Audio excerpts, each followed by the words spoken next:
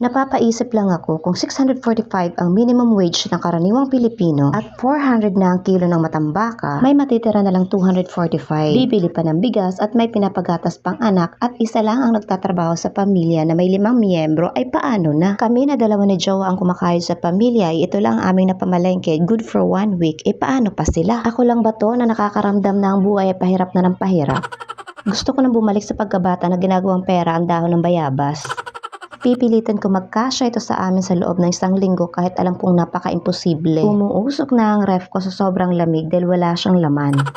Mapapahay buhay ka na lang talaga. Etong ginagawa ko ay hindi gawaing tamad ha. Work smart ang tawag ko dyan.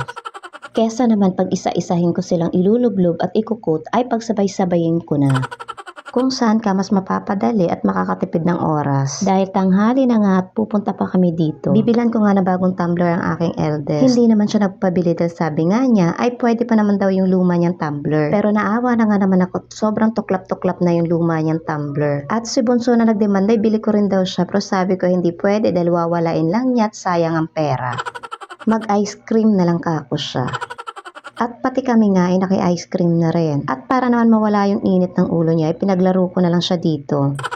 Kesa naman ibili ko siya ng mamahaling tumbler tapos wawalain lang, di sayang nga talaga ang pera. Na-divert din naman agad ang init ng ulo niya. Kailangan magaling kang tsumempo dyan or else wala kang makukuha. O diba? At sa simpleng laro niyang yan ay masaya na siya. Uutu-utuin mo lang talaga ang mga bata.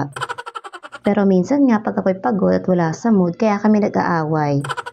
Pero pinapaintindi ko naman sa kanila na kapag pwede pa magamit ang isang bagay, hindi kami bibili ng bago. Pero sadyang ang mga nanay hindi matiis na makitang sira-sira ang gamit ng mga anak. Aww.